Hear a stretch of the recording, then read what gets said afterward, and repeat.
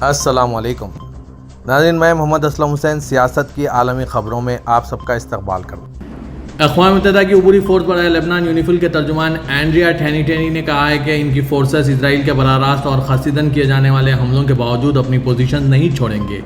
UNIFIL के तर्जुमान ने कहा कि जनूबी लेबनान में नाखुरा, अल्बुना और रामिया में यूनिफिल की पोजीशन 8 अक्टूबर 2023 से इजरायली फ़ौज के बराह रास्त और जानबूझकर किए जाने वाले हमलों का निशाना बन रही है।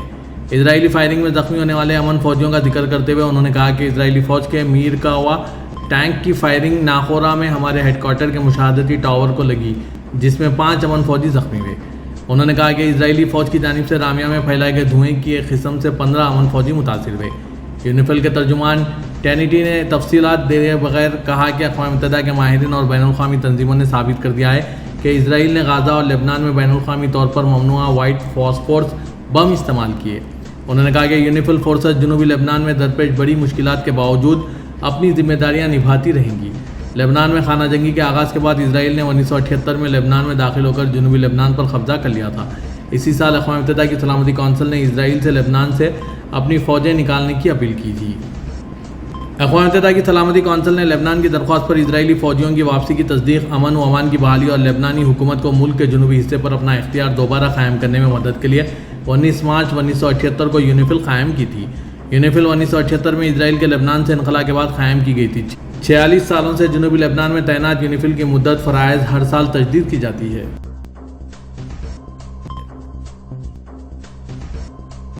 इजरायली फ़ौज गाज़ा की पट्टी पर 7 अक्टूबर 2023 से जारी हमलों में 42,438 फ़लस्तीनियों को कत्ल कर चुकी है। गाज़ा वज़ारत सेहत ने गाज़ा की पट्टी में 377 दिन से जारी नस्लकुशी के बारे में एक बयान जारी किया। बयान में कहा गया कि इजरायली फ़ौज ने गुज़िश्ता 24 घंटों में गाज़ा की पट्टी के मुख्तलिफ हिस्सों में 2 कत्लेआम करके 29 अफराद को कत्ल और 53 को ज़ख्मी कर दिया है। वाज़ह के इसराइल 7 अक्टूबर 2023 से गाज़ा की पट्टी पर हमले जारी रखे हुए। इन हमलों में हलाक होने वालों की तादाद 42,438 और ज़ख्मियों की तादाद 99,246 तक पहुँच चुकी है। इस तादाद में वो बेशुमार लाशें शामिल नहीं है जो अभी भी तबाहशुदा इमारतों के मलबे तली दबी हुई और रास्तों में बिखरी है। इजरायली जबर व दबाव के बायस तिब्बी टीमें और सिविल डिफेंस के एहलकार इन लाशों को जमा नहीं कर पा रहे हैं। नेटो ममालिक के वज़राए दिफा ने इत्तेहाद की दिफाई व जारहाना सलाहियतों में इजाफा, यूक्रेन की हिमायत, एशिया पैसिफिक और यूरोपीय यूनियन के बाहमी इत्तेहाद की मजबूती के एजेंडे के साथ एक इजलास किया है। नेटो वज़राए दिफा सेक्रेटरी जनरल मार्क रूटे की ज़ेर सदारत पहले इजलास के लिए ब्रुसेल्स में नेटो हेडक्वार्टर में जमा हुए हैं। इजलास में तुर्किया की नुमाइंदगी वज़ीर दिफा याशर गोलेर की है। नेटो सेक्रेटरी जनरल रूटे ने मीटिंग का आगाज़ में मीडिया से गुफ्तगू की। उन्होंने कहा कि एशिया पैसिफिक के शराकतदार न्यूजीलैंड, ऑस्ट्रेलिया, जापान और जनूबी कोरिया के वज़राए दिफा पहली बार नेटो वज़राए दिफा के इजलास में शिरकत किए हैं और इजलास में इलाकाई साझेदारों के साथ ताउन में मजबूती को अहमियत दी जा रही है। रूटे ने मजीद कहा कि इस वक्त यूरोपीय यूनियन सरबराह इजलास में शिरकत की गर्ज से ब्रुसेल्स में मौजूद यूक्रेन के सदर ज़ेलेंस्की भी नेटो वज़राए दिफा इजलास के एक हिस्से में शिरकत की है।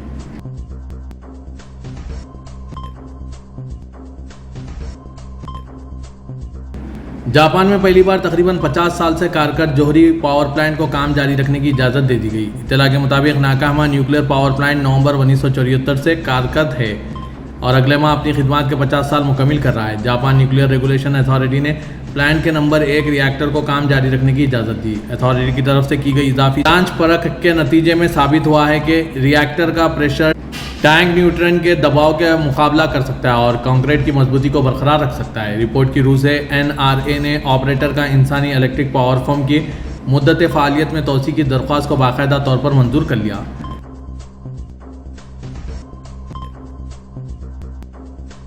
शुमाली कोरिया ने अपने आइन में तब्दीली के साथ जनूबी कोरिया को पहली बार खुले अल्फाज में दुश्मन रियासत करार दे दिया। शुमाली कोरिया मरकज़ी खबररसां एजेंसी के मुताबिक हालिया दिनों में जनूबी कोरिया के साथ शदीद कशीदा माहौल के दौरान शुमाली कोरिया ने एक ऐसी आइनी तब्दीली की है जो इलाकाई तनाव में मज़ीद इजाफा कर देगी। खबर में कहा गया कि शुमाली कोरिया में की गई आइनी तब्दीली के साथ जनूबी कोरिया को पहली बार खुले अल्फाज में दुश्मन रियासत बयान कर दिया गया। खबर में 15 अक्टूबर को शुमाली व जनूबी कोरिया के दरमियान राब्ता सड़कों में से कुछ को धमाके से उड़ाने की वजह से बयान की गई और इस पेशरफ्त को आइनी तब्दीली की रूह से नागुज़ीर और जायज़ हिफाजती इक़दाम करार दिया गया। ताहम जनूबी कोरिया की वज़ारत इत्तेहाद ने जारी करदा बयान में जनूबी कोरिया के लिए दुश्मन रियासत की तारीफ़ की मज़म्मत की और कहा है कि شمال کی اشتعال انگیزیوں کا سختی سے جواب دیا جائے گا۔ واضح ہے کہ شمالی کوریا کے رہنما کیم جونگ ان نے جنوبی کوریا اور امریکہ پر الزام لگایا کہ وہ فوجی مشقیں کر کے اور اسٹریٹجک ہتھیاروں کی تنصیب کر کے کوریا جزیرہ نما کو ممکنہ جنگی علاقے میں تبدیل کر رہے ہیں۔ کیم جونگ ان نے جنوبی کوریا کے ساتھ دوبارہ اتحاد کی کوشش کو بھی ناممکن قرار دیا۔ یمن میں ایرانی نواز حوثی باغیوں نے اعلان کیا ہے کہ امریکہ اور برطانوی اتحاد کے طیاروں نے صنعا اور سعدہ شہروں پر 15 فضائی حملے کیے۔ حوثیوں سے وابستہ المسیرہ ٹی وی کے مطابق امریکہ اور برطانیہ کے اتحادی طیاروں نے دارالحکومت صنعا کے شمال اور جنوب میں الخفا اور جربان جیسے علاقوں میں 6 فضائی حملے کیے۔ اتحادی طیاروں نے سعدہ شہر کے مشرق میں کہلان اور الابلا کے علاقوں پر بھی 9 فضائی حملے کیے۔ دوسری جانب امریکی وزیر دفاع لائیڈ آسٹن نے اعلان کیا ہے کہ امریکی فضائیہ نے یمن میں حوثیوں کے زیر کنٹرول علاقوں میں زیر زمین ہتھیاروں کے ذخیرے پر 5 فضائی حملے کیے۔ آسٹن نے نشاندہی کی کہ یہ حملے B-2 بمباروں نے کیے تھے جو بہت بڑے ہیں اور پہلے استعمال ہونے والے لڑاکا طیاروں کے مقابلے میں بہت بھاری بم لے جانے کی صلاحیت رکھتے ہیں۔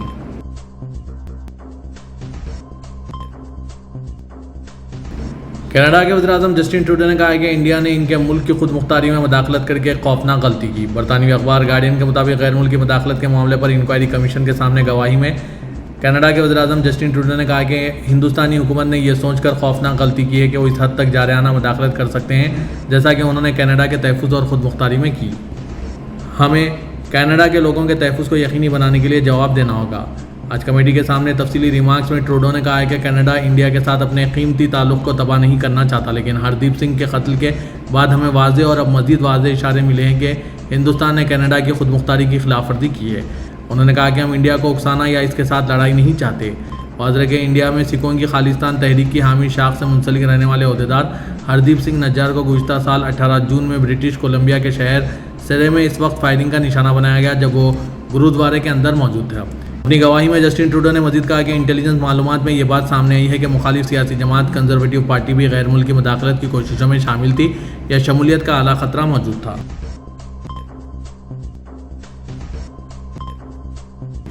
سعودی ولی عہد شہزادہ محمد بن سلمان سے بروسلز میں یورپی خلیجی سمیٹ کے موقع پر فرانس کے صدر ایمانوئل میکرون، یورپی یونین کمیشن کی صدر ارسلا وان ڈر لیئن اور یونانی اور ہسپانوی وزرائے اعظم نے ملاقات کی۔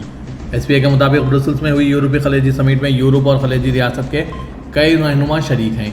GCC اور یورپی یونین کے رہنما سربراہ اجلاس کے دوران علاقائی استحکام، تجارت اور عوامی تعاون پر بات کر رہے ہیں۔ سعودی ٹرانسپورٹ جنرل اتھارٹی کا کہنا ہے کہ گزشتہ ماہ مملکت کے مختلف شہروں میں ایئرپورٹس پر پرائیویٹ ٹیکسی کی 932 خلاف ورزیاں ریکارڈ کی گئی۔ سعودی خبر رساں NCSPA کے مطابق نجی گاڑیوں میں سواری لے جانے غیر قانونی عمل ہے جس پر 5000 ریال جرمانہ عائد کرنے کے علاوہ گاڑی بھی پولیس یارڈ میں جمع کر دی جاتی ہے۔ گزشتہ ماہ سپٹمبر میں سب سے زیادہ خلاف ورزیاں ریاض کے کنگ خالد انٹرنیشنل ایئرپورٹ پر ریکارڈ کی گئی جن کی تعداد 389 تھی۔ جدہ کے کنگ عبدالعزیز ایئرپورٹ پر 116 افراد کے چالان کیا گیا جبکہ مدینہ منورہ کے شہزادہ محمد بن عبدالعزیز ہوائی اڈے پر 190 خلاف ورزیاں درج کی گئی۔ اتھارٹی کی جانب سے جاری اعداد و شمار کے مطابق گزشتہ 6 ماہ کے دوران نجی ٹیکسی سروس قانون کے حوالے سے 7550 خلاف ورزیاں ریکارڈ کی گئی ہے۔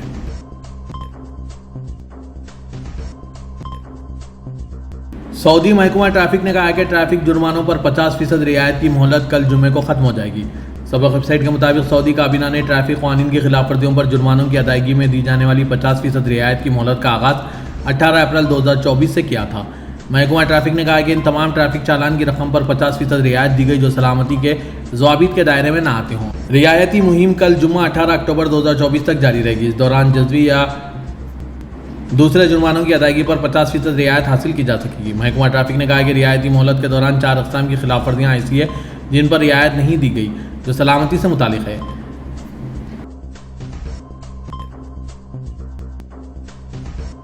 لبنان کی مدد کے لیے سعودی عرب سے 5واں طیارہ آج جمعرات کو بیروت پہنچ گیا۔ سبق ویب سائٹ کے مطابق ریاض سے بیروت ایئرپورٹ کے لیے روانہ ہوئے طیارے میں مختلف امدادی سامان موجود تھا۔ انتظامیہ نے کہا ہے کہ طیارے میں غذائی اشیاء کے علاوہ طبی سامان، کمبل، خیمے اور سلیپنگ بیگز ہیں۔ واضح کہ خادم حرمین شریفین شاہ سلمان بن عبدالعزیز اور ولی عہد شہزادہ محمد بن سلمان کی ہدایت پر لبنانی عوام کی مدد کے لیے فضائی پل قائم کیا گیا ہے اور روزانہ کی اساس پر امداد بھیجی جا رہی ہے۔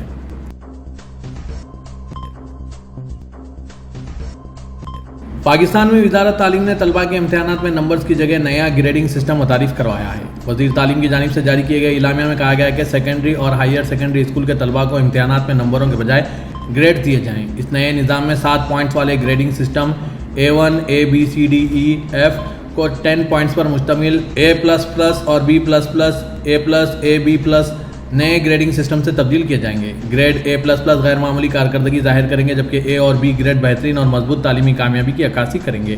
نئے گریڈنگ کے نظام کے بعد پاکستان میں امتحانات میں نمبر دینے کے روایتی نظام کو ختم کر دیا جائے گا۔ طلباء کو اب گریڈ پوائنٹ اوسطاً GPA یا مجموعی گریڈ پوائنٹ اوسطاً CGPA ملے گی۔ ساتھ ہی ساتھ طلباء کے لیے پاسنگ مارکس بھی 33% سے بڑھا کر 40% کر دیا گیا ہے۔